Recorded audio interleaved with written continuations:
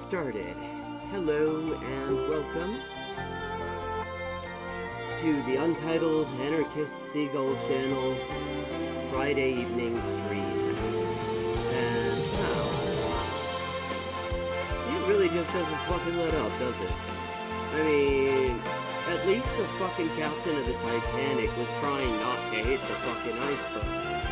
You look at these, I mean, you look at that Jen Psaki, like, that's just absolute fool, who stands there, socially distanced, in a room in which the only journos, well, I mean, they're White House correspondents, so not exactly journos, but, you know, close enough, the closest thing to a journo allowed to be in the White House.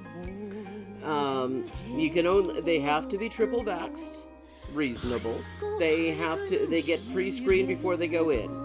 Also makes total sense. And there can only be 14 of them in there at a time just to limit the risk. And again, totally sensible precaution.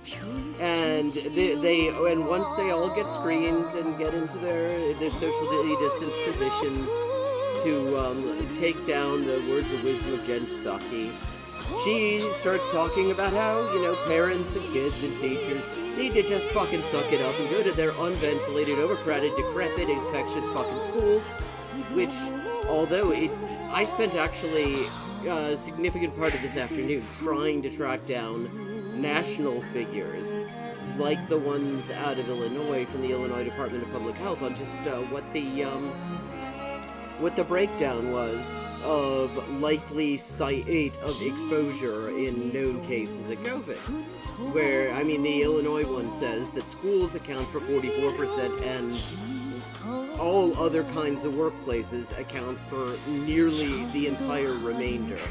Like, there was a big chunk of other, which I imagine was prisons and stuff, but... So I wanted to know, was anybody compiling, since the media have... Oh yeah, in just a minute, I would love to. I'm on Lee Chess, and just give me your name and I'll challenge you. So I was looking to see if they had that nationwide, since there's so much talk about how, schools are no problem at all. And from what I was able to determine, basically these statistics are not being kept in a publicly accessible fashion. That's on Lee Chess, is it? For any of the other states other than Kansas, apparently. I found that in a report of the Association of Governors. So, when we're told that the schools are safe, we're being told that, essentially, for some reason, COVID acts completely different when it comes to Illinois. And that just makes no fucking sense. And all these people are just being so fucking glib. And like, oh, well, why don't you just Google where you could fucking go for the test? Well, you'd like better information than that? It's kind of fucking important. These people just, I mean, they don't give a fuck, and they're increasingly tired of pretending to. Yeah, so that's been this week. I got nieces who are going to fucking school, in a school where they don't even have a goddamn mask yet. So, yeah. Wonderful week. And okay, Jaya, welcome, by the way. Yeah, this is just sort of my opening monologue, a thing I'm trying out, so you kind of came in the middle of that little bit. Where do you join us from? STRK Ben.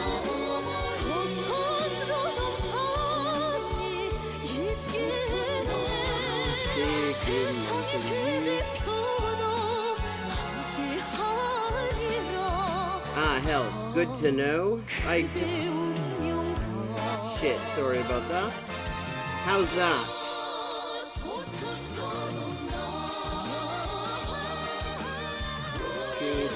Oh, thank you. Okay, is the audio okay now?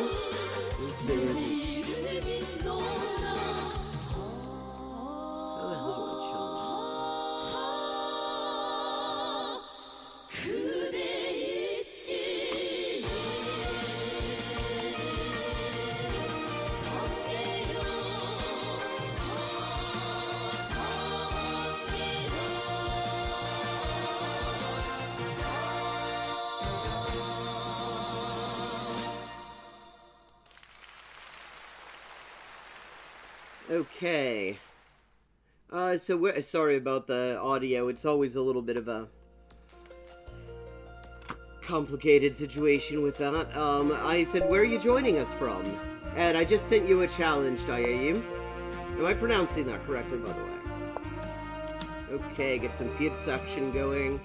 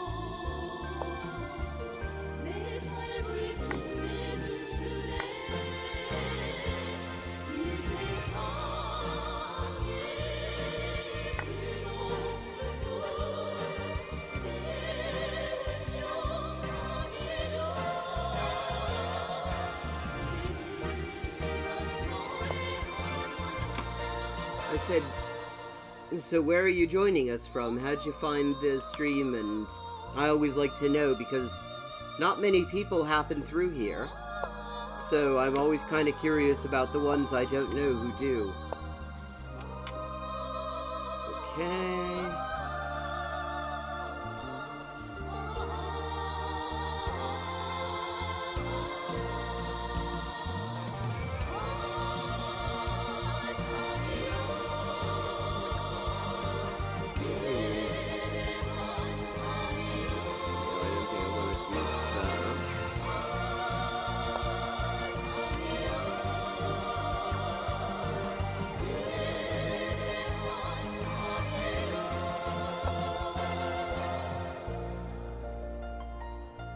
Now, on the other hand, I kind of want to do that.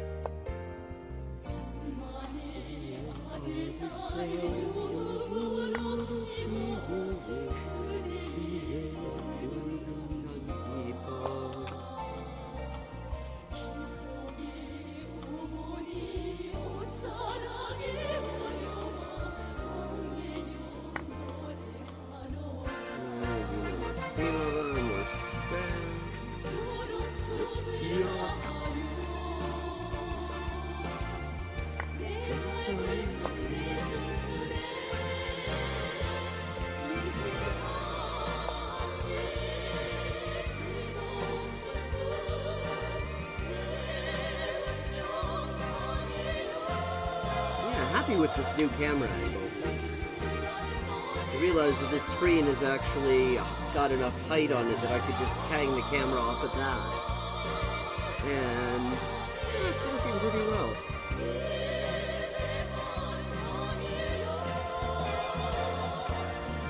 How's everybody doing this week? And hello Andromeda Echo as well. Thank you for letting me know about the audio. Just no matter how many times I tested, something ends up getting fucked up.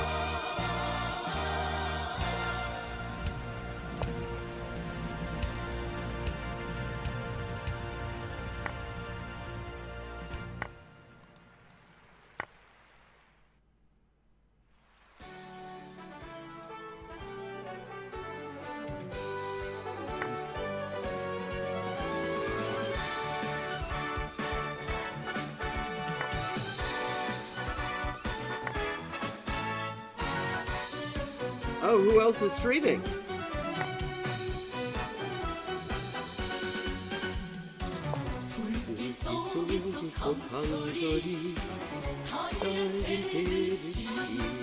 No, I'm not familiar with them.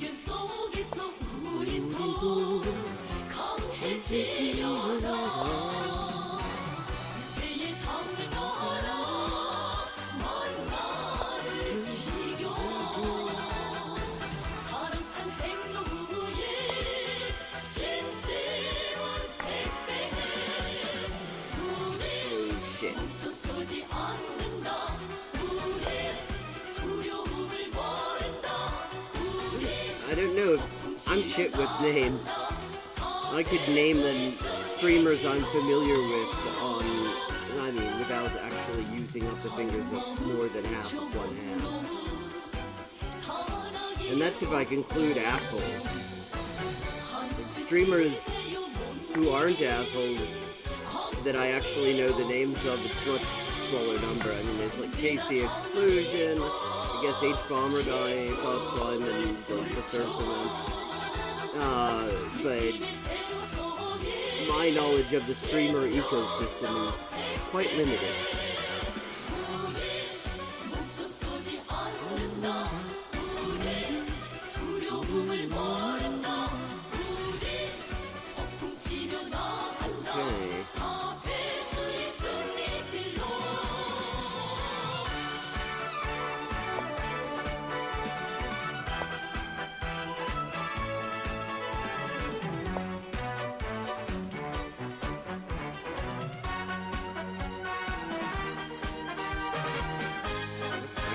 Oh, that's all I've got? Gotcha. Good game, Yayayim.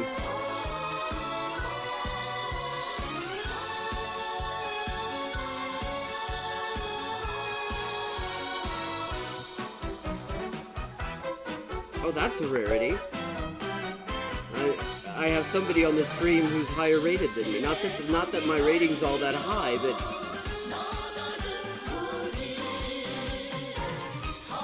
yes, GG. I think there was a bit in the middle that I kind of fucked up. Very well played on your end, though. I feel like there was an exchange that I kind of miscalculated in there, and so how'd you find us?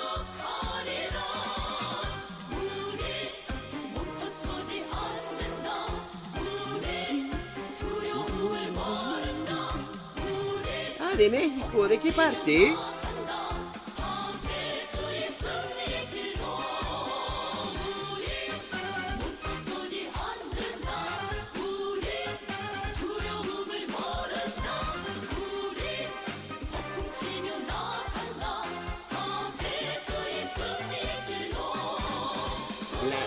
Del ex-DF, solo recién me entero que se trata que hoy en día es el ex-DF, porque yo no he estado nunca en México, solo en Sudamérica, en Chile, Colombia, Perú y Argentina, pero hasta ahora, aunque me gustaría mucho visitar el país, tengo hartos amigos por allá, sobre todo en el ex-DF, no se me ha dado la oportunidad todavía, bo.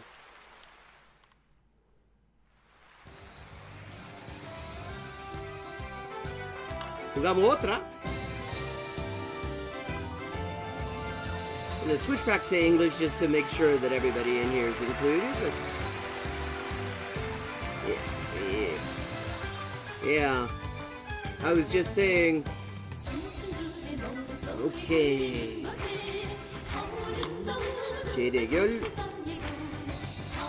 Adelante nomás, a ver si no la cago esta vez, po. But Pierce is an opening that I'm only recently really getting to know. This is better. I'm much more comfortable with the English.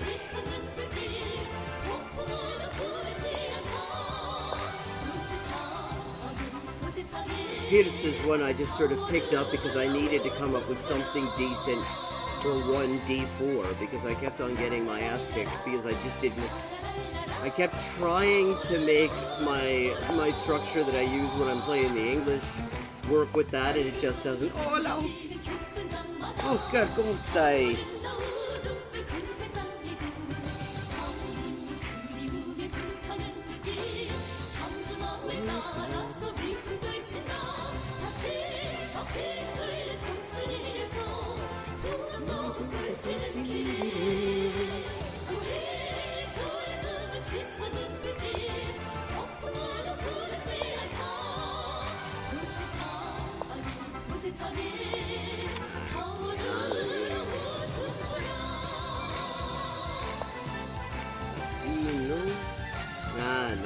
Me cagaste la última vez,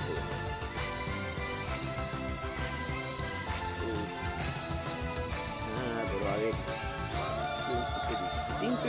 siempre.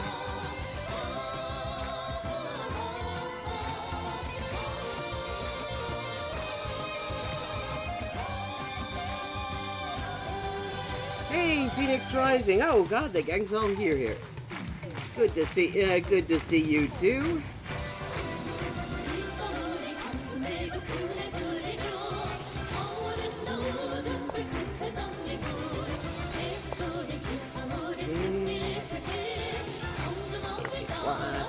Así nomás.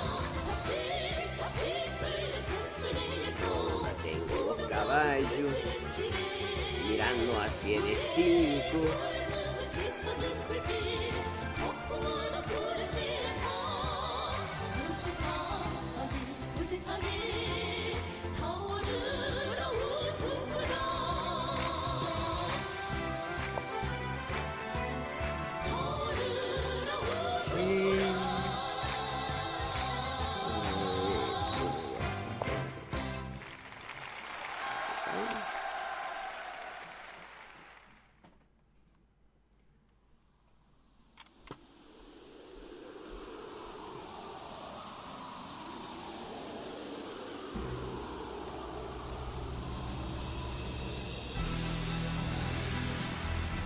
Is it something you'd be interested in learning to play?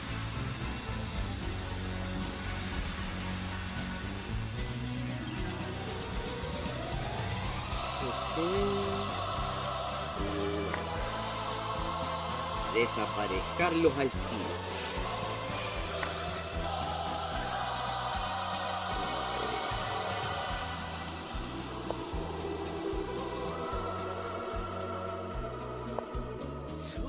Yeah, that was kind of one of... I've just kind of gone through shit I could probably get better at throughout this pandemic, just to keep myself interested. And at some point I decided I really could probably do to improve a little bit with my chess, so I've been studying fairly hard. Funny thing is, I tend to do much more winning when I haven't been studying. Okay.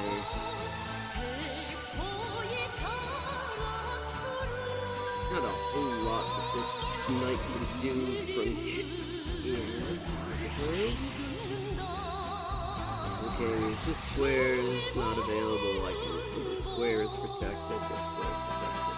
This square is protected. Okay, you still don't like having it there. That's not a nice place for somebody else's knight.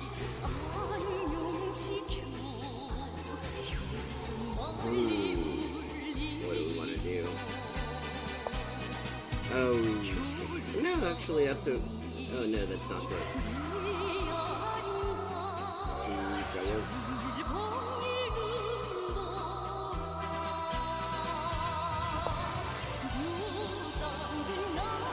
Knew that shit was coming.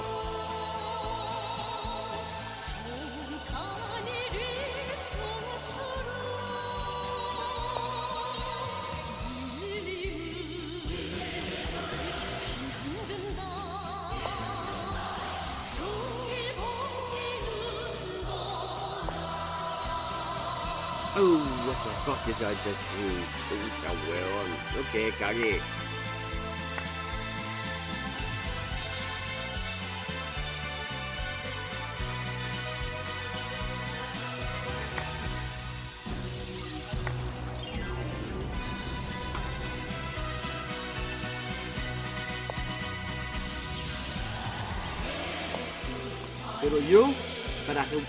Pero yo para jugar ajedrez soy como Piñera.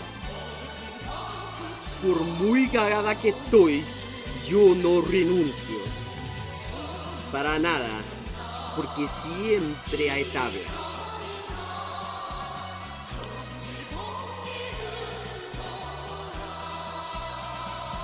Y además, con torre, alfil, caballo y otro alfil, contra una colección así, bueno, he ganado una que otra vez, aunque no voy a decir que se trata de la situación normal.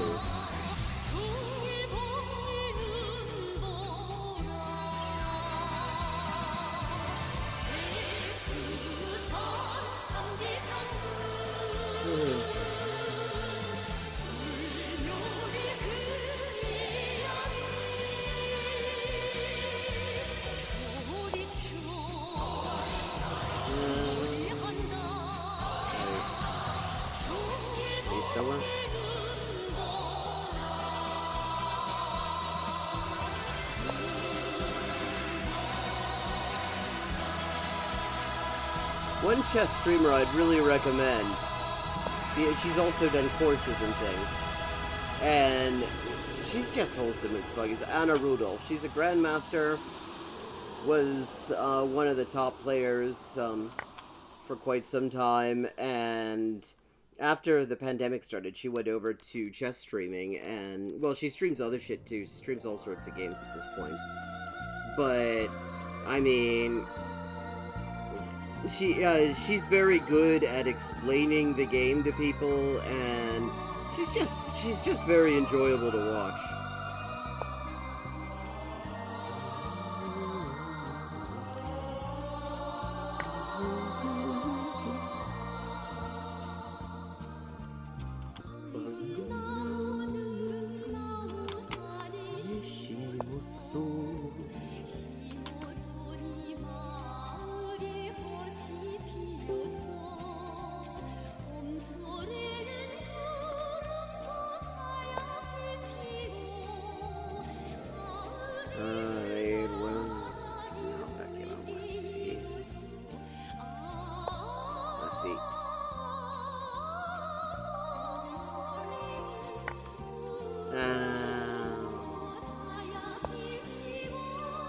Normalmente juego mejor.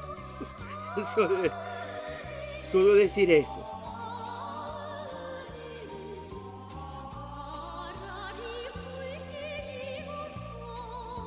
Estoy un poco desconcentrada. Esta mansa cagadita que está cagando por todos lados en este país.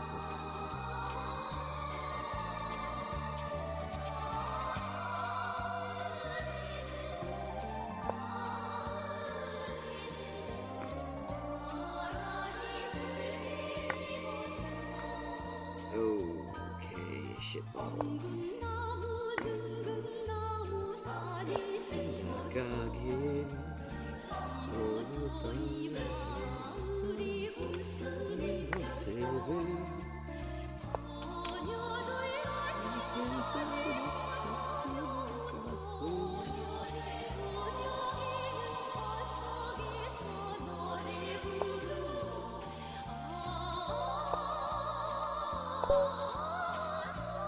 Ok, bien jugado. Gracias por la partida. And now we're going to switch over to the chud dunking part of the evening for a bit. Pause this music. And, yes, bien jugado vos también, vos. Aunque yo, como dije, ando un poco desconcentrada. Normalmente habríamos sido una adversaria un poco más difícil, pero...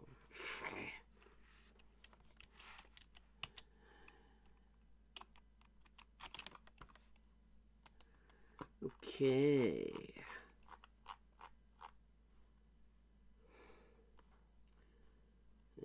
Oh, we already saw how...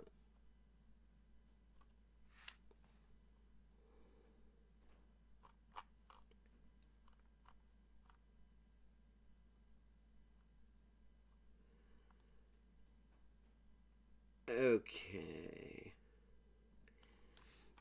Bueno, voy a estar aquí de nuevo en este mismo medio a las 11:30 mañana hasta la 1 de la madrugada. Así que si queréis pasar por acá de nuevo, bueno, te doy la bienvenida, po. Muchas gracias por venir. A ver.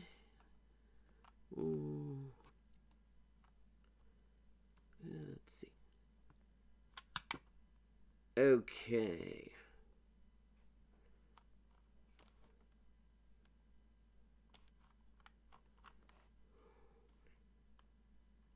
Okay, this could be good. I mean, in the sense that it's probably going to be very bad. Vosh's Politics 102 definitions. Does he fucking know anything at all? Let me know about those audio levels, just to be sure. So a little while ago, I did a video called Politics 101, which was actually a redo of an older and worse video, which was also called Politics 101. And I guess I'm going to call this one Politics 102. One of the questions that I get really, really often is, what does X term mean? Yes, and I can't think of anyone other than maybe Caleb Muppet or the people at PragerU who would be worse to answer that fucking question. You could do better on Wikipedia, which is where he's probably going to go, than to just ask these dickheads. All the time I get this, like, what does Nazbol mean? Seriously, what does fascism mean? Like, actually, what does liberal mean? What does neoliberal mean?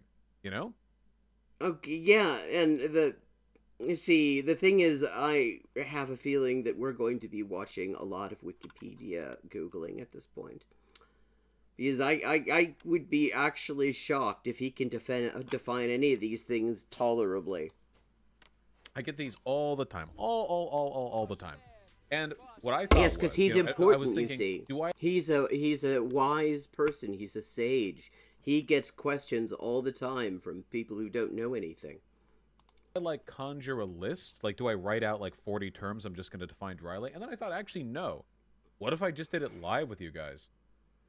Or you could just refer them to somebody who knows what they're talking about. You ever consider that? Liberal is anything you don't like. That's true. What if we just did it live? I love cats. Why don't you just give me terms? Why don't you just give me terms? Oh God! So this is gonna be off the cuff. He hasn't got a prepared list of terms he's gonna define.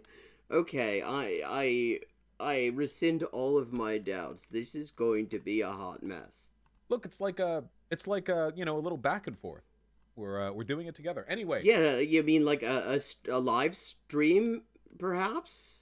Editors, I trust you. You'll do the timestamp for every little point. So if anyone wants to come on the video, editors? Just say like, I want to learn shocked. X term, and then you see right there. Oh, it's at this point in the video. Click there. All right, let's talk about it, folks. Okay, are you ready? Okay. God, somebody says they learned Nazbol from this channel. That is horrible. I can't think of anyone who people should. I would less trust to define that other than maybe Caleb Muppet.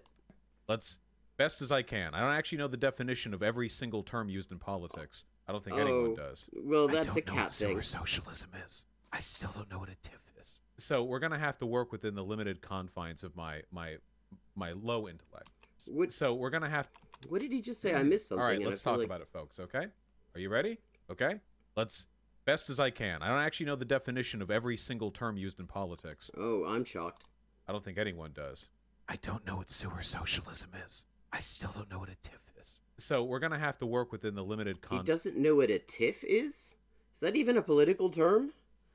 I mean, that's a fucking graphics file or a row. Finds of my low intellect, okay? So I'm going to open with the two ones that people, I guess, use most often in general media, okay? You ready for it? Okay. The first one is liberal. When people talk about what a liberal is, or what liberalism is generally, there are two definitions, a colloquial one and one that's, I guess, a little bit more politically accurate. Some people use liberal to mean like anyone vaguely on the left. That's really common with conservatives in this country, and that's just not a very helpful term. What liberal means, generally, are people who adhere to the ideology of liberalism, which emerged well, that clears it up. From the Enlightenment and is associated with a set of ideas, including, among others, democracy, free trade, laissez-faire capitalism, laissez-faire? Laissez-faire. There's an I in there. And two S's. Civil rights, that sort of thing. Basically, most countries today on Earth are informed in some way by the Enlightenment and by Okay, that's actually a tolerable definition, though. I would say that some of those things they believe in theory, and some of them, say, the capitalism thing, they're very big on in practice. Although they will often try to pretend to feel guilty about that. System that it's paired with is usually capitalism, because capitalism is meant to be sort of a... Yeah, no, it is by definition capitalism. I mean, you could have liberals living... You could have people who are, ideologically liberal, I suppose, living in a non-capitalist society, but I mean, liberal ideology and capitalism, you're not going to have liberal communists. Because that just by definition doesn't work. Location of the principles of freedom and egalitarianism. And politically, liberal governments tend to defer to things like constitutions. Okay. I want to just emphasize that it might be a controversial take, but I think a lot of leftists could benefit learning one or more second languages. Oh, I totally agree. In fact, I've always had this feeling, as somebody who's learned a lot of languages and has done so largely no thanks to the educational system, that it kind of suits some people, perhaps, that the quality of foreign language instruction in this country is so absolutely fucking abysmal that people are not able to rely on primary sources from other places. I mean, I honestly think that just in terms of internationalist praxis, it definitely would be important to know a couple other languages, at least enough to get by. I'm personally, I think that's an extremely good idea. I know this will shock you, as I'm, notoriously a monolingualist, but yeah, I totally agree with you there. I think it would be definitely beneficial. I mean, because especially we should say leftists in the U.S. and Britain, because when you go to other places, I mean, there's a certain amount of bilingualism that's just already going on. Like, at least some sort of passing knowledge of English in addition to whatever the local language is, just because it's kind of difficult to avoid exposure to it. Whereas, like people in the Anglosphere, I mean, I often manage to can get through like 8 years of foreign language instruction and still not be able to ask for directions in a place where the target language is spoken. Like democracy, a republic, representative interests of the population being represented in government, that sort of thing. Liberalism, in theory, is today by far the most influential political ideology. A lot of people think liberalism is like this hard stop wall, and then like past that you have a bunch of other definitions. It's not actually true. There are elements I didn't even understand what that meant in the first place, but okay. of liberalism that feed into fascism, and there are elements of liberalism that feed into socialism. So, for example, the ideas of democracy... Okay, this is actually a hell of a lot higher standard of definition than I would have expected of him, to be honest. And egalitarianism are ones that are very typically evoked by socialists, and those are liberal ideals. And when it comes to well, no, that's not quite right. Those are ideals liberals give lip service to. I mean, and what it comes down to, I mean, this is something that actually Marx pointed out, that when a class liberate themselves, they think that the conditions for their liberation are inherently result in everybody else's liberation, when in fact they actually only kind of liberated themselves, and everybody else below them is more or less as fucked as they were, maybe just slightly less. So when it comes to egalitarianism, they like it in theory, but if you start to talk about it in terms of, like, maybe not, sending poor people to their exclusive ass schools and shit, then all of a sudden, things start to look a little bit different. I mean, so they like liberalism is the absence, of being explicitly discriminatory. I would say that would be while being kind of okay with it if it's just sort of, with a wink and a nudge, and it just happens to work out that it really, really benefits some people and completely screws over others. Well, the only South American country that has Portuguese as an official language would be Brazil. But it's also got a presence in Africa, in Mozambique, and Angola.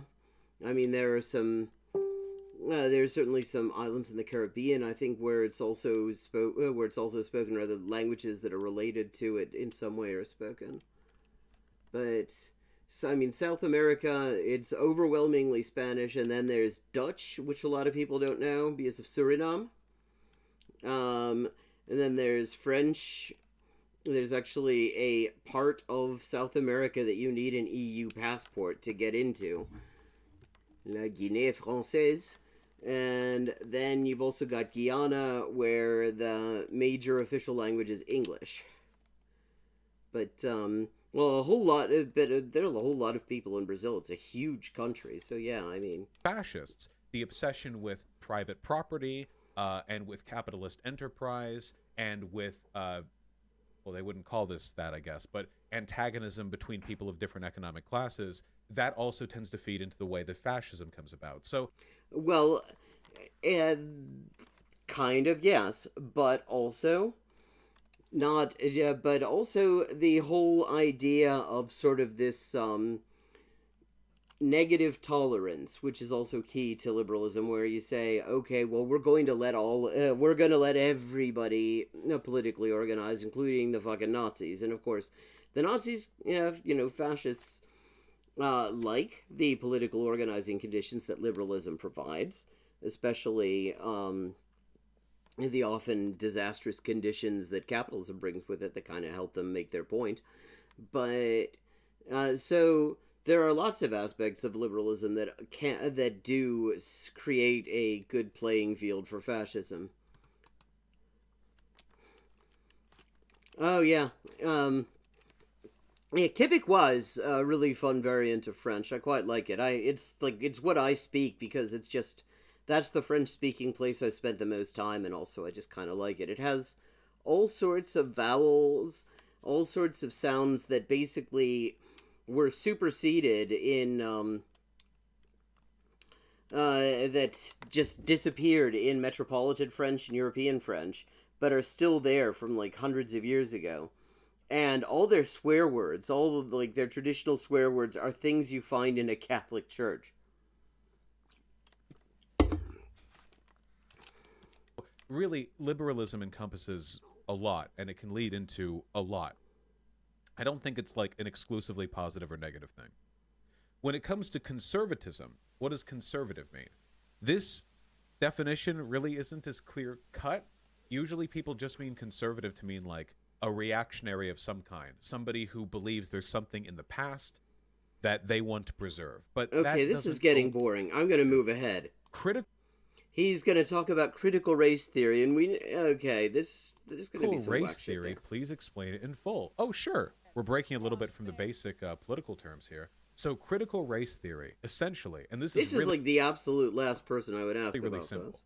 Critical race theory is basically, what if you took critical theory and you applied it to race?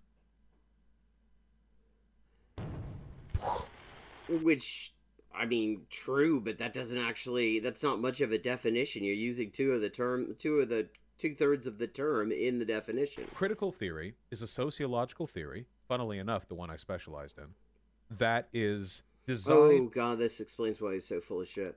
...to analyze social problems and social dynamics through the framework of different classes fighting against one another, the different interests of different groups clashing. So a critical theorist might look at American society as the product of hundreds of years of clashes between groups with different ideological and identity-based goals. So, for example, you have the obvious critical theory line, the bourgeois and the proletariat. Critical theory is derived in many ways from Marxist theory. That's an easy one. Well, it's derived, yes, but the idea was very much to sort of get rid of a lot of the subversive content of Marxist theory. But what about, say, for example, black and white people? Well, throughout the history of America, I think it's safe to say that black and white people have had fairly different political interests, particularly when it comes to whether or not one should be able to own the other, whether or not one should be considered a second-class citizen. These are very, very, very different political interests, and they clashed in meaningful, insignificant, and often lethal ways throughout society's, history, throughout this country's history. Critical race theory is the analytical lens of critical theory specifically applied to the modern racial dynamics of the society in which we live. Usually it's used here in America. critical race theory here in America would look very different to critical race theory applied in, say, India or Pakistan or Russia. The dynamics there are so different that the analytical framework would almost itself look like diametrically opposed. There would be like a completely different set of basic feminism mean to you. To me, third wave feminism. Okay. Yeah, this is actually not the gold mine I was hoping, but I'm gonna give it one last chance because I've seen him say some absolutely fucked up ignorant shit about what Zionism is. Like, thinking that he's opposing it, mind you, but actually validating key aspects of it. So I want to just see. Does he fuck this up again? Is an intersectional movement designed to... I think that it's just as much pro-man as it is pro-woman, though I know there are... agree with me on this, but I really do think that 98% of Shu's problems with feminism come from second-wave feminists and not third-wave feminists. But aren't we already in the fourth wave? Zionism is another one of those terms that has so many definitions because it's such like a politically contentious term. I think the original definition of Zionism literally... Yeah, I mean, not to mention, I mean, the first time I ever met this fool, encountered him, I should say, I've never actually been in a room with him to my knowledge, he was explaining that all secular Jewish identity is inherently Zionist, and that also... secular Jewish identity is a Nazi conspiracy theory. I mean, it was just absolutely wild. He was trying to dunk on the most untalented Zionist propagandist I've ever seen, and actually managing to make him look knowledgeable. Really just meant somebody who wants, like, a Jewish homeland, you know? No, actually. I mean, yeah, this is what a lot of liberal Zionists think now. It's very convenient. The thing about Zionism is it actually started as a Christian movement. They wanted a theological justification to get Jews out of Europe because they didn't want to live with us. And then you have some reactionary figures in the Jewish community who decided, yeah, actually, this is kind of nice. We can work with this. We'll go with it. And they adopted all the anti-Semitic shit that was already in Zionism, actually managed to escalate that shit to the nth degree. I mean, you read quotes from a lot of the leading Zionist luminaries of the first half of the 20th century, and it sounds like Nazi shit. I mean, and I'm talking about when the Zionist leaders are talking about Jews. And now people use it to mean, like, everything from a person who believes the Jews should have some homeland to people who will defend literally any war crime committed by Israel, you know? Yeah, and here's the thing, those two things go together. The idea that Jews should only have one homeland, the idea that we didn't have one without, the Zionist colony in Palestine is just it's anti-Semitic nonsense. It's based on the idea that we are supposedly foreigners in all the countries that we've been at home in for like 2,000 years. Yeah, I've heard very mixed things about Shu. I'm not too familiar with her, but I always got the impression that she was sort of dodgy. No, and like it's this wide spectrum, and you can fit like anywhere within that. Unfortunately, I see the term Zionism used to describe people from all across that spectrum. So that's my answer. Well, that's not much of a spectrum because you're already starting with a racist idea, namely that Jews, for some reason, are foreigners in the places in which we were born and had lived for generations and generations. And then that is expanded to, therefore, Jews should set up an ethno-state, and therefore, whatever that ethno-state does in the name of its perpetuation is okay. I mean, that's not some sort of big spectrum. I don't know where the hell he gets that. The reality is, all of that follows from it. It's that vague, Oh God, my nose is so itchy. It's all these cringe political terms, Is it like the difference between black separatism and black nationalism, Vosh? It can be. I mean, it really depends on the intentions of the person who uses it. What does With two terms that Vosh famously knows all paleo about. mean before other ideologies? Okay, I'm giving up on this. That was disappointing. Okay, let's get rid of this. Remove from reaction fodder. Be gone, Vosh. Find something better here. Oh, that also sucked. That wasn't what I thought it was going to be. Remove that so I don't make that mistake again.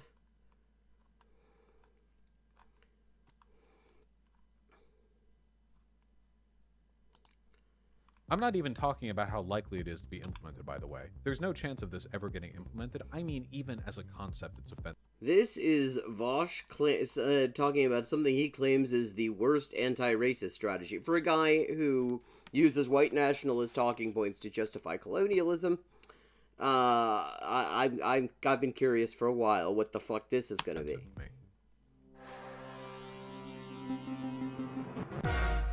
Why the hell does he have the Chinese character for meat on his chest? That means meat. Somebody linked this in chat. I saw it very briefly, and by saw it very briefly, I mean my eyes glazed over the first few words.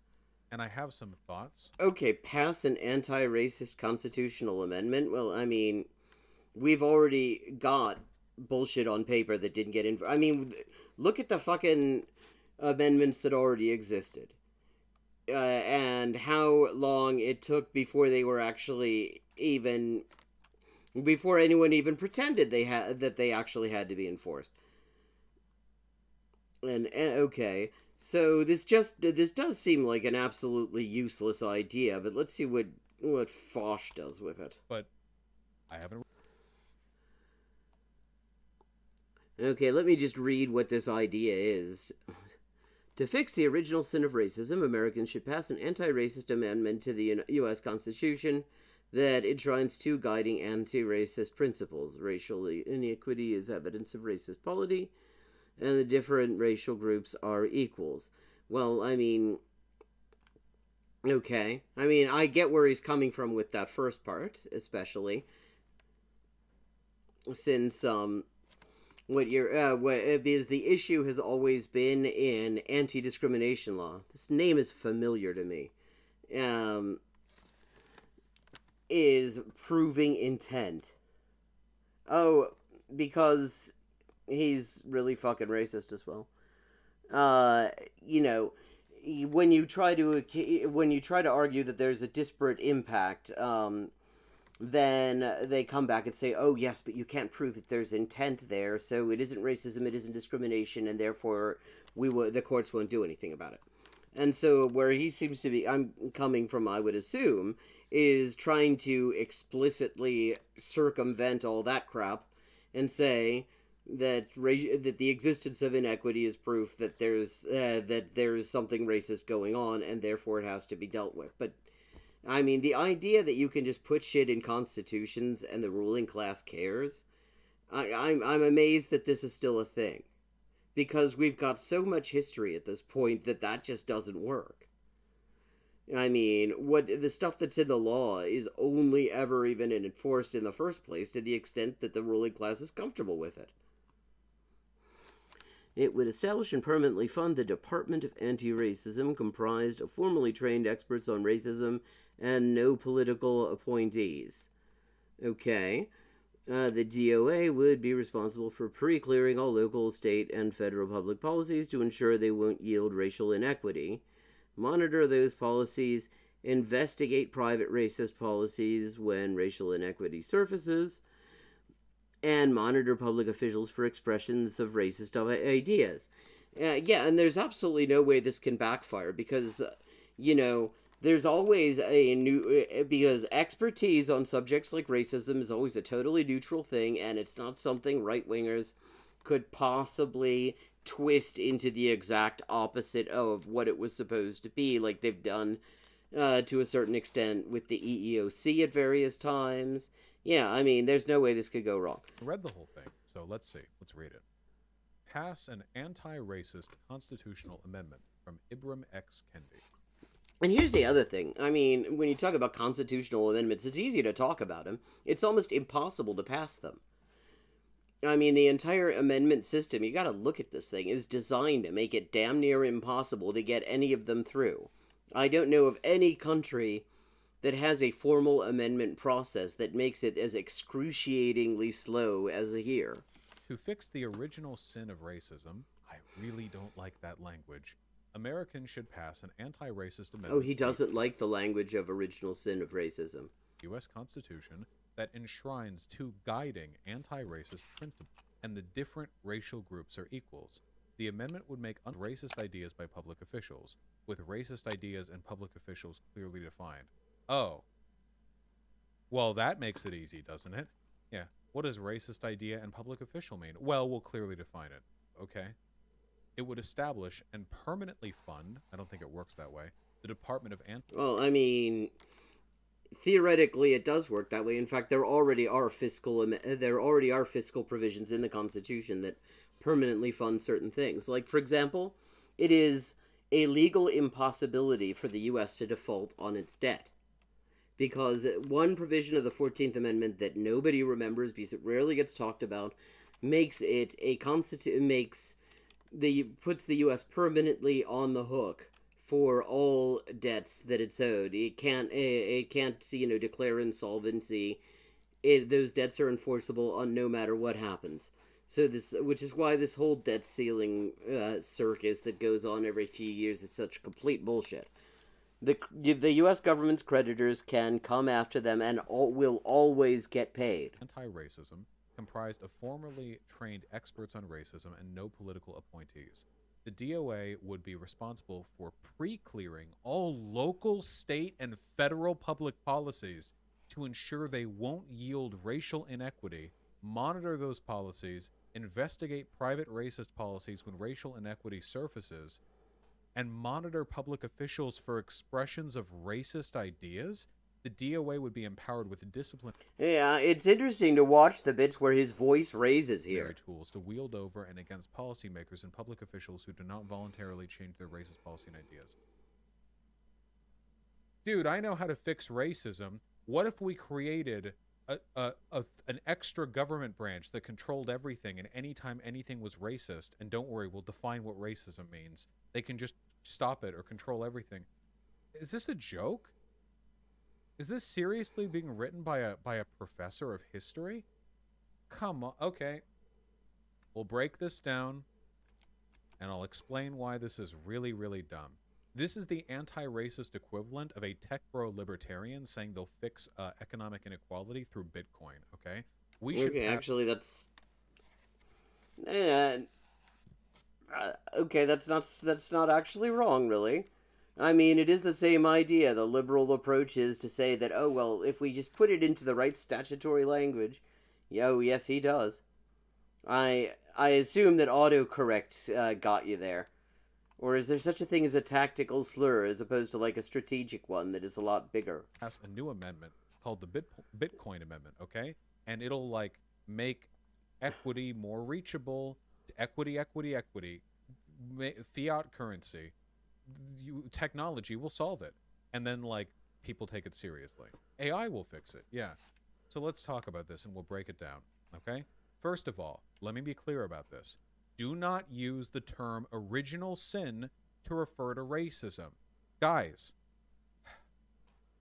original sin is a Christian term referring to a birth defect. Well, yes, and what he's talking about is a defect that has been with the U.S. since the regime's birth. That is literally what he's talking about. Inhumanity that we compensate for through worship, okay? In America's case, slavery is a literal original sin in the sense that it happened originally and slavery was a sin in that it was bad, okay? But okay. Yeah, so I thought you were just trying to explain to us why we should not use this term. But when you use language like that, Ms. you Hoover, are what's a metaphor? essentializing the crime of racism and slavery and turning it into an internal moral weight that people are born with by virtue of their race or their nationality, which is... except that where does he get that? He doesn't say that. And I mean, anyone who is familiar, if you look up original sin of racism, it's not the first time, he's not the first person to use that. I think it might even be somebody fairly well known who was the first person to use that. Let me just check that out.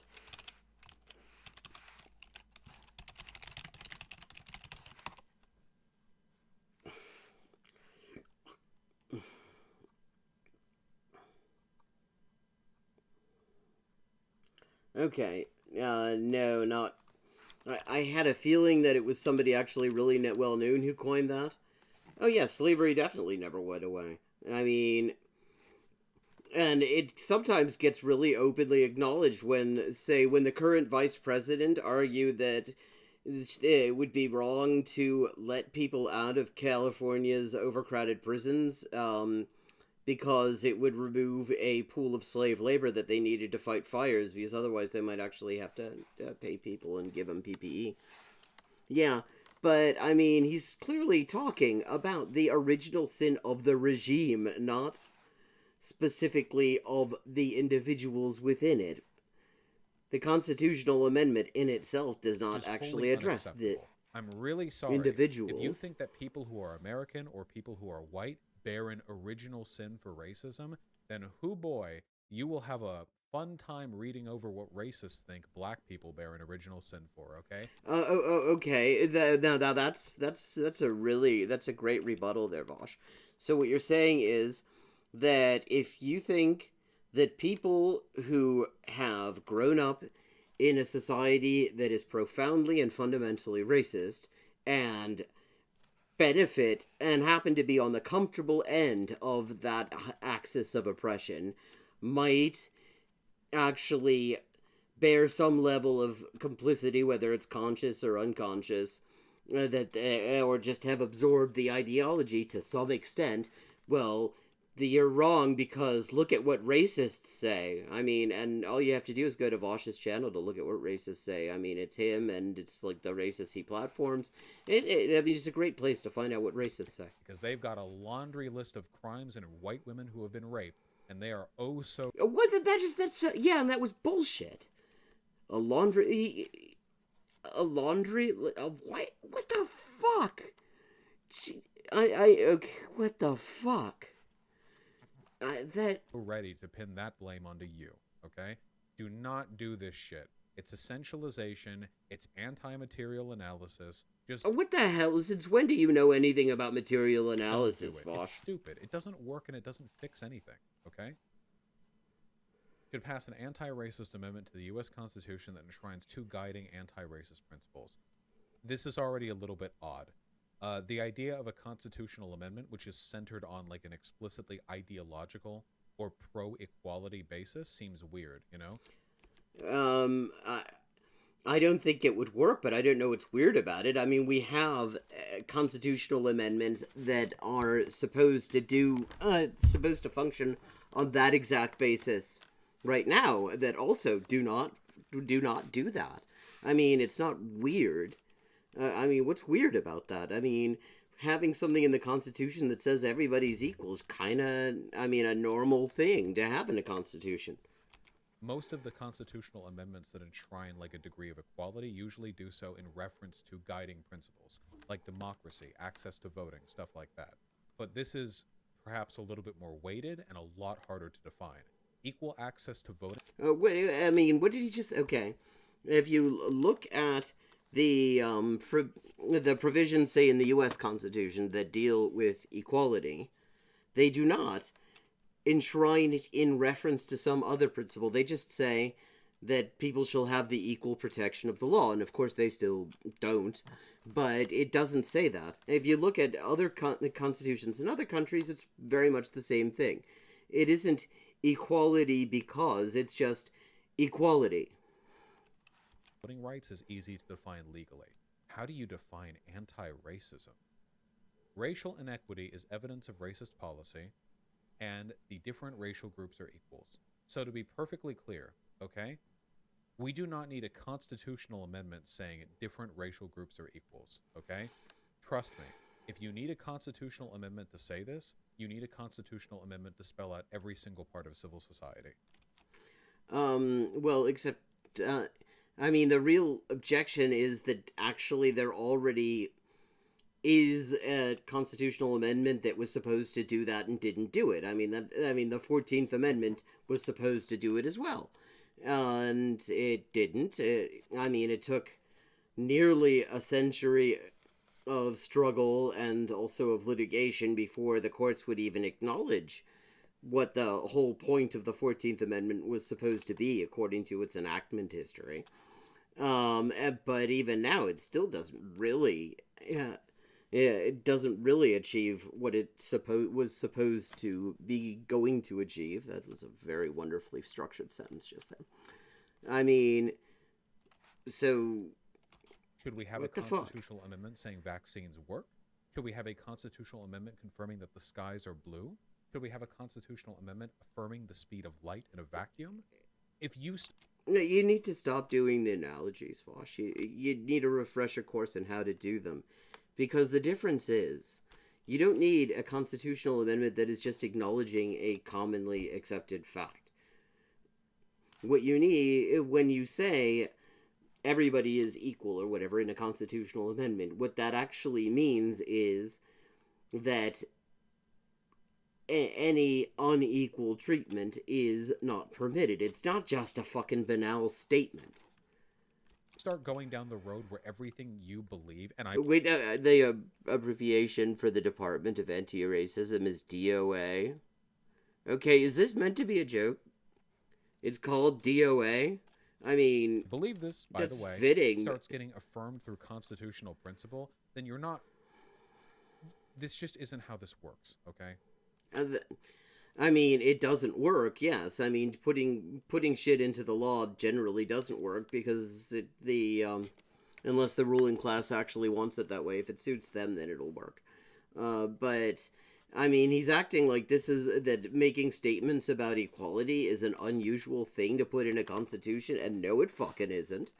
I've studied quite a few constitutions of quite a few different countries, and pretty much all of them say something like that. And then the other principle they want enshrined, racial inequity is evidence of racist policy.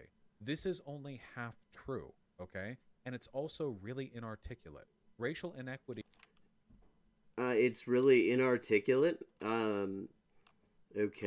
It can also be a product of implicit or explicit bias with no policy. Yes, but that bias is influencing policy in some way, and therefore making the policy racist. And it can also be evidence of historical inequality that is not addressed by race-neutral policy. Which is to say racist policy, because, okay, so you can't have a race-neutral policy that looks at the devastating consequences of racism up until the moment of its enactment and says, yeah, we're not going to do anything about it, and it's not racist. That makes it racist. That's a racist thing. That's kind of what that's like one of the main flavors of racism in modern U.S. politics. Now, you can make the argument that race-neutral policy without fixing prior inequality is itself racist, and I do... Yes, damn it!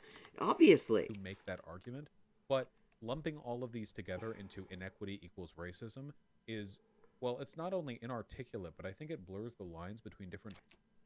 Vox seems to be constitutionally unwilling to understand racism. Yes, he really, really doesn't... He's deeply uncomfortable with acknowledging any of this. And it's like, it's interesting because he was actually kind of articulate when he was talking about, when we were looking at those definitions. I mean, he was tolerably accurate on that, on the liberalism thing. But when he talks about this shit, I mean, it's just a countdown till he descends to just Rush Limbaugh level. Types of racism in a way that's actually kind of pernicious. Do you guys agree with that? Like, this guy's a... What's the pernicious thing? You haven't actually said what's pernicious about that.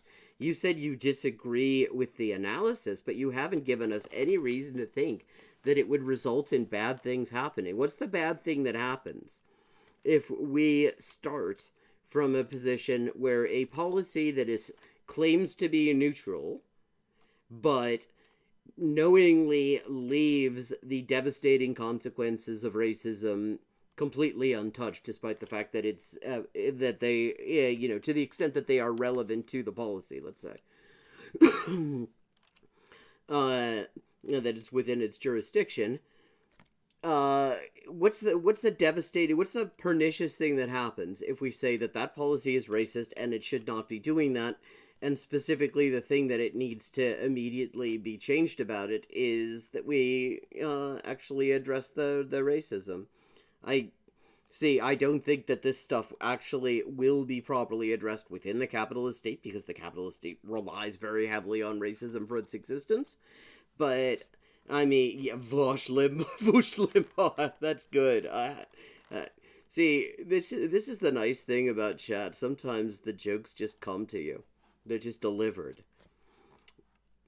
I mean, but just at the level of analysis, he just doesn't seem to know what the fuck he's even talking about. I mean, we're talking about a constitutional amendment. This is a serious recommendation. We should take it seriously.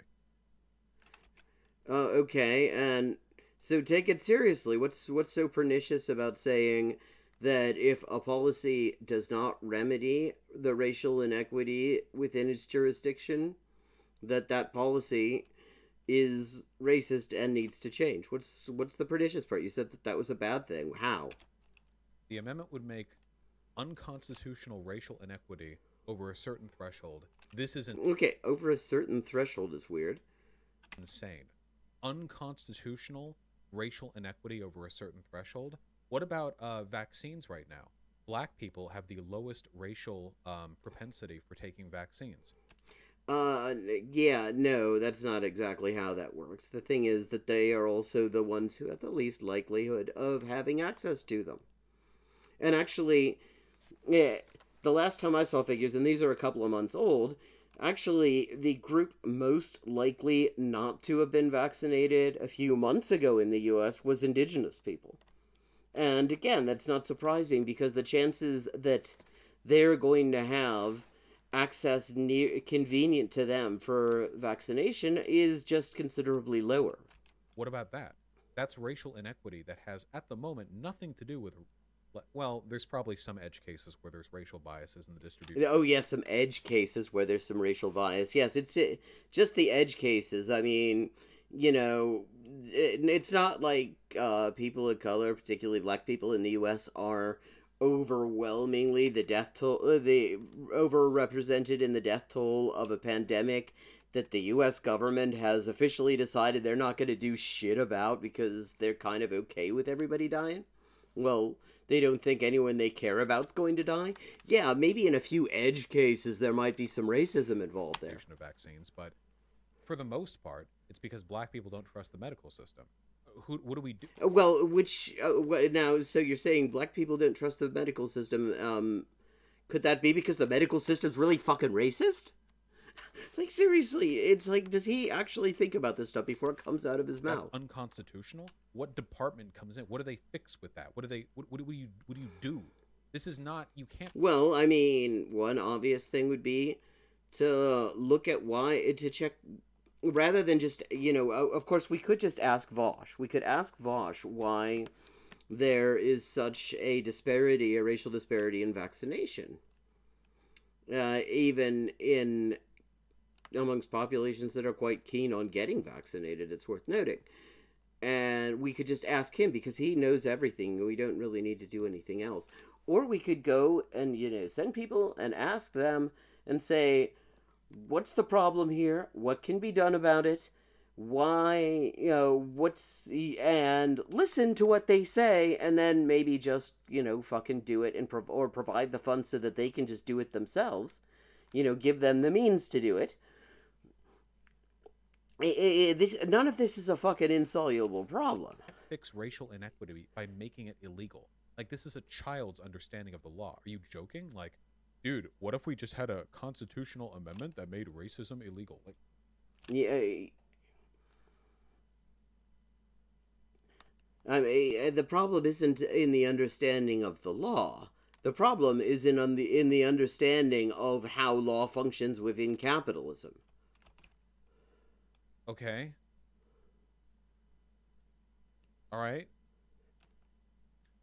Over a certain threshold. Good luck defining that. As well. Well, I mean, I think the idea is that something would be defined. Now, I find it a little bit odd to say over a certain threshold as well. I mean, that's sort of a liberal wiggle word, and it's the sort of thing that actually, if this were enacted, could easily come back to bite its authors in the ass, because, of course, in certain political climates, that threshold would end up getting placed much, much higher, and in certain than in others. Well as racist ideas by public officials, with racist ideas and public officials clearly defined. So the absurdity of this clause right here is perfectly underlined by the content of the parentheses. With racist ideas and public officials clearly defined. You find me a clear definition of racist ideas worthy of being enshrined into the Constitution, and Yeah, because nobody's ever defined any of those things before. Posh, you're right. I mean, what is a racism? Why is there poor people? Is our children learning? I'll eat my hat, okay? I'm sorry. There is no way something as complicated as racism can be explicitly described in legal text in a constitutional amendment. There is no way. There's no way. I'm sorry. It's not happening, okay? I Really? share your fervor. Well, maybe explain why it's not happening, because all sorts of complicated shit's in the law. I mean, shit, look at the regulations on the Environmental Protection Act. All kinds of complicated shit is defined. A lot of them, and a lot of those terms are actually quite controversial as well, but they're explicitly defined within the law or within the regs. There are all sorts of complicated concepts defined within the law. The problem isn't that you can't define the shit within the law. The problem is that it's not going to fucking matter, because the law isn't where the power comes from. The people who have the power don't really give a shit about really remedying racism beyond a certain amount of lip service that makes them feel a little bit more comfortable about their own role in society. And if you actually tried to implement something like this that was going to remedy racism wherever it was found, you would end up remedying capitalism out of existence. And yeah, the ruling class is going to stand for that. They won't give a shit how clearly written the law is. I mean, you just have to look around the fucking place a little bit just to see what happens when the law and ruling class interests collide. It isn't a nice day for the law. The law ends up needing some serious plastic surgery after that. For eliminating racism, but this is not the right way to do it. It gets Well, worse. what's the right way, Vosh? It would establish and permanently fund. I don't think you can do. Can you permanently fund something through a constitutional amendment? Yes. You say that a certain percentage of the budget must always go to this thing, or you say that it must always have a certain the sufficient funding in order to carry out whatever the functions are. And then you would usually say, the way this normally works in constitutions is that you'd then say that the specifics will be provided by a federal law, or something like that. That's normally the way this is done. I mean, this is not an unusual thing. It's like there's all sorts of shit to critique about this idea, but he manages... This is like the intersection of two things he doesn't know shit about. Racism and law. Comparative constitutional law is kind of a thing I spent a lot of my life on. I mean, the stuff that he's throwing up his hands at, you can find shit like this in constitutions that exist right now. It doesn't solve the problem, but that's because the law doesn't solve the fucking problem. But it's not impossible. It's not... That's bizarre. I don't know how that works. Yeah, that much is clear. You don't know how any of this works. We got that point. Anyone who knows how any of this works is watching this and going, yeah, he doesn't know how this works. That he really doesn't know how this works. That could be the title of your channel. It's really common in constitutional amendments, to be fair. Yes, it is. So here's the thing. Typically, constitutional amendments are made vague so the Supreme Court can decide how they're ruled. Yes, and that sucks. That doesn't, see, some constitutional amendments are made very vague. Some constitutional amendments are very specific. And some constitutional provisions are extremely specific. And there's no reason that it has to be one or the other.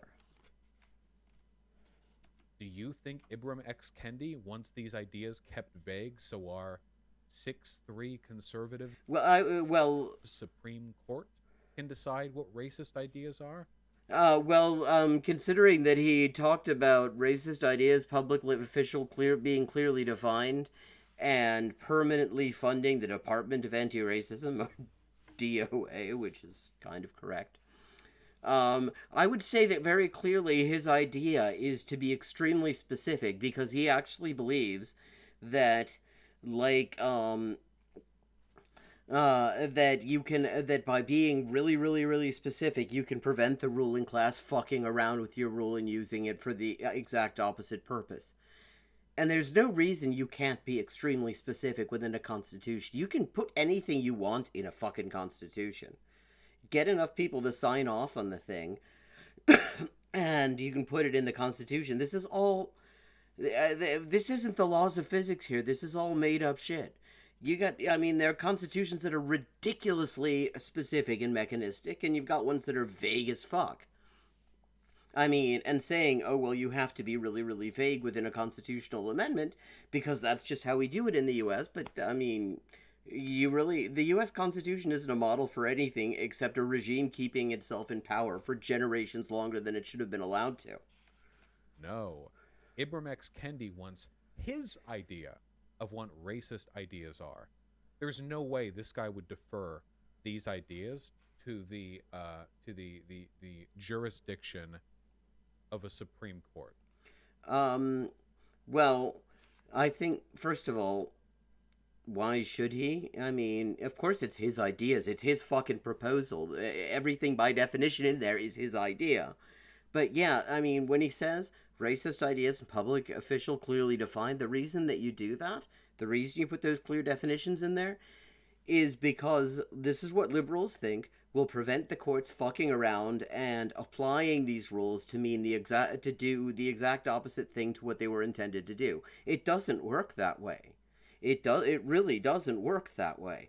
Look at fucking Adams versus Circuit City, a Supreme Court case from about 20 years ago, to see an example of a law that was very, very specific to try to protect workers from arbitration agreements being imposed on their job applications.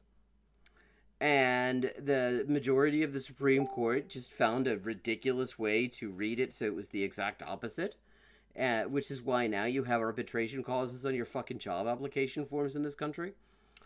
But obviously the reason he's defining this stuff is because he knows the courts will end up applying it, and he wants to make sure that they have a large degree of specificity to limit their ability to fuck around with it. Doesn't work that way, but that is clearly his idea. But that's kind of how this works, so... Yeah, I think he knows that. Permanently fund the Department of Anti-Racism, the DOA, dead on arrival, nice, comprised of formerly tried... Fuck you, Vosh, I made that joke first. And I feel worse about it just for you having made it, to be honest. Trained experts on racism and no political appointees. Okay, so you want a entirely new government department filled with a technocracy of unappointed sociologists, historians, and political scientists. Well, no, he says formally trained experts on racism. That would probably include those people, but not necessarily only those people. And what do? Well, the DOA would be responsible for pre-clearing all local, state, and federal public policies to ensure they won't yield racial inequity. Okay, so he wants it to be a literal second law, like the anti-racist version of a fucking Sharia court. Literally pre-clear all local, state, and federal public policies. A Sharia court? Fuck you. Actually, now, the underlying idea here isn't actually as unusual as Vosh is making it out to be. There are countries that have this sort of preliminary review process. I'm not actually endorsing it. It isn't necessarily a great thing, but it exists. I mean, often it will be preliminary abstract judicial review or something like that, that is just part of the legislative process for certain kinds of laws. All of the millions of them for every city and every county and every state, everywhere. You want to pre-clear all of those so that every single law ever passed anywhere has to go through an unelected group of technocrats to decide whether or not it's sufficiently woke. This is Yeah, okay, I should have a woke counter this here. is when people read stuff like this is why they call anti-racists authoritarians, by the way. This is insane. Who calls anti-racist authority? I know that you call anti-racist authoritarianism, anti-racist authoritarians, Vosh, but, I mean, who are these people that you mention? Hey. Like, you're literally withholding the ability to make laws. What about self-determination? This is completely... Well, we're not talking about anyone's self-determination at this point. This is within a system that has no self-determination. It is literally a check on people who are already existing, exercising power over others within an authoritarian system. Utterly unacceptable. He's gonna call Ibram X. Kendi's manager now. Monitor those policies, so not only do they get pre-checked on those laws, they then monitor all those policies. Well, that's a bad thing. Actually, having someone like monitoring policies to point out when there's having horrible racist effects or like horrible general effects, that doesn't seem like a terrible thing to me in itself. But go ahead. Investigate private racist policies when racial inequity surfaces. What does this mean? Investigate private racist policies? Like, what word are you having trouble with there, Bosch? It seems pretty self-explanatory. Is this like a typo? What is a private racist policy? When you have a private company that is imposing racist policies on workers, for example, or on... I mean, it's a racist policy within the private sector. It's exactly what it says it is. Do you mean an implicitly racist policy? No, he means private, not implicit. Those are very different words, Vosh. You mean the intent behind policies with racist outcomes? No, he means private racist policies. What the hell? I mean, this is not a complicated idea. This is the guy who's going to lecture people on politics, and he doesn't understand the idea that there is such a thing as private policy? You're really being limited by your word count here.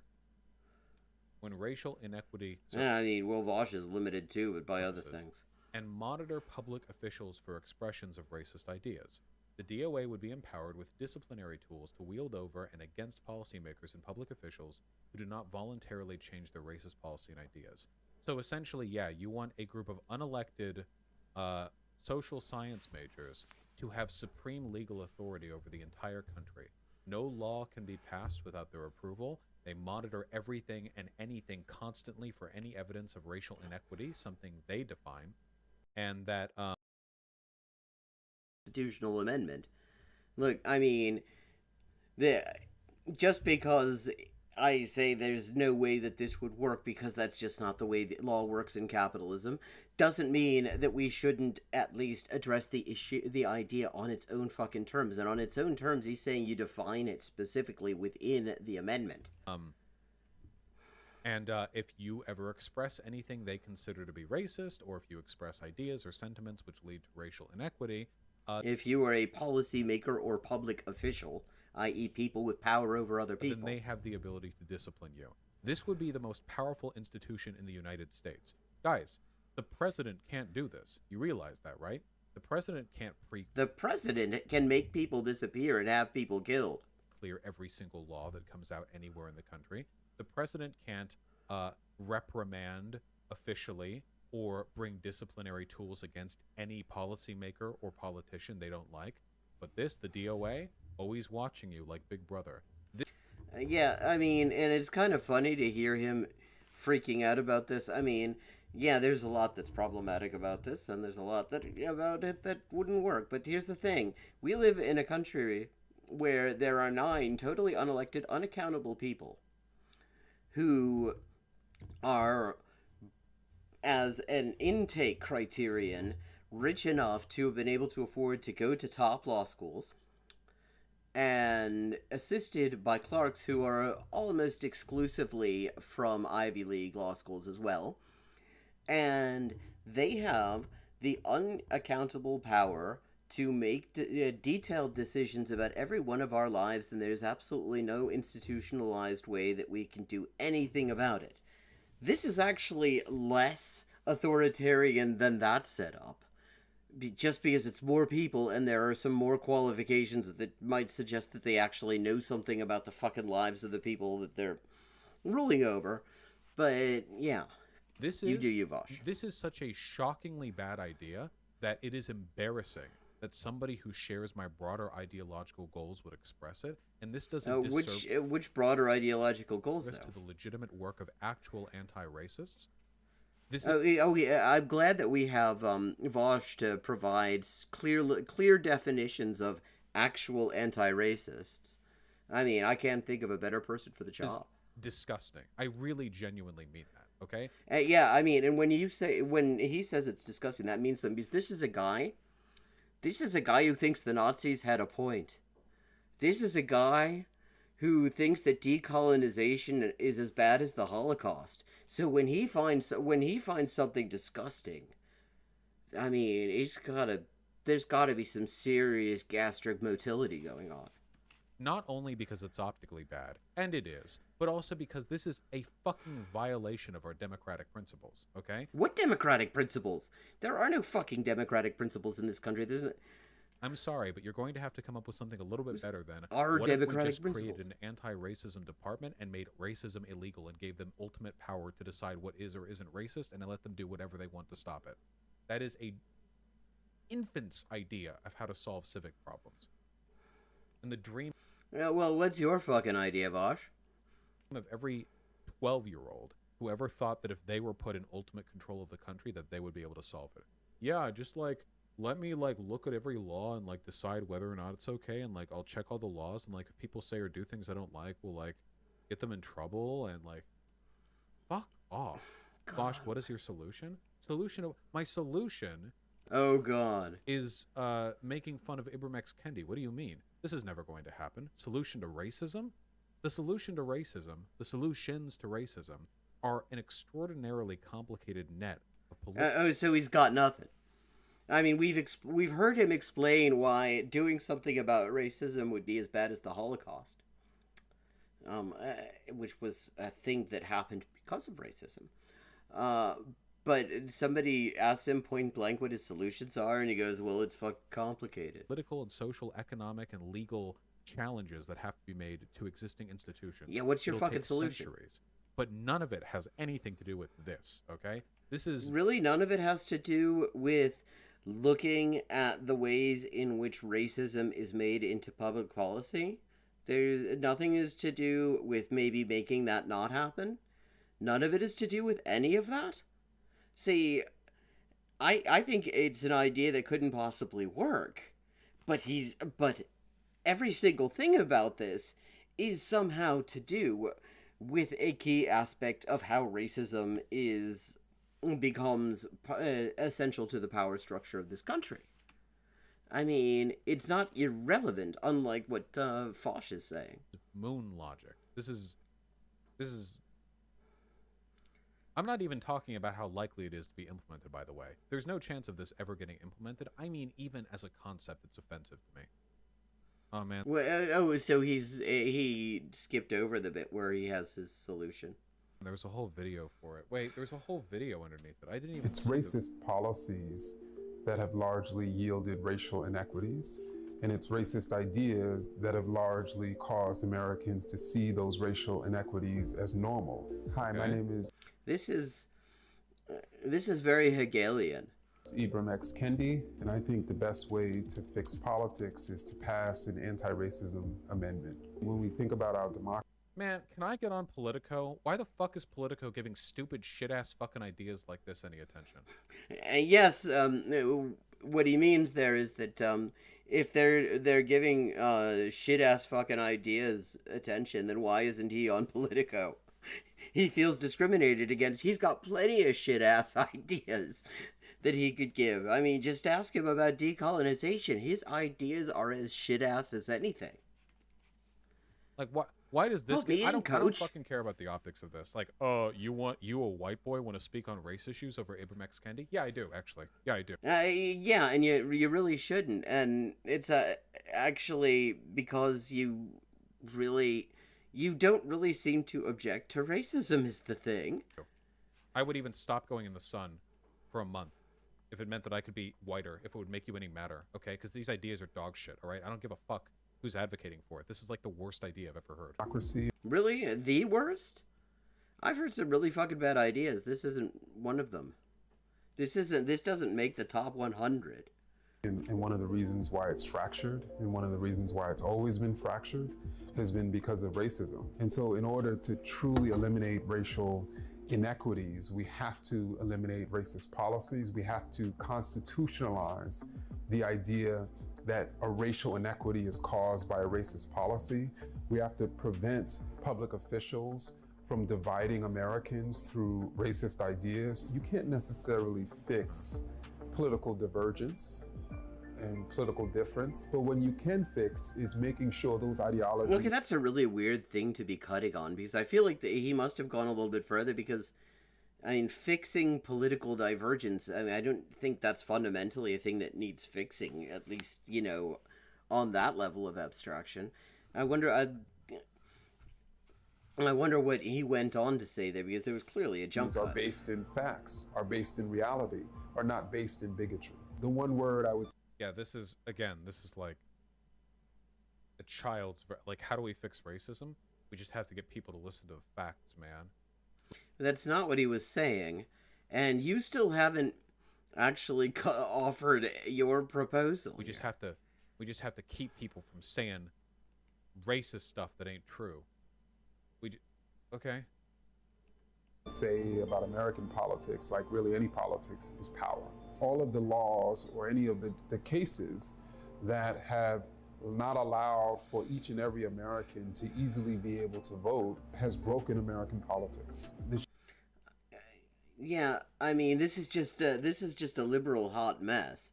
The idea that American politics is broken rather than it's actually just doing what it was supposed to do quite effectively. And that democracy was always a bit of window dressing to begin with, and was that this actually isn't a place that is particularly remarkable for its implementation of that model. But yeah, at the very least, he is trying to come up with some sort of a concrete proposal, whereas Foch is just sitting here saying, well, it's complicated and it doesn't personally affect me in an adverse way, so I'm kind of content to let it go. And I've just noticed it's after 1, so we are done for tonight, but I will be back at 11:30 tomorrow, Saturday. Thank you all so much for joining me, and we'll finish that up the last 4 minutes of it tomorrow at that point. Thanks again for joining me. See you tomorrow, I hope.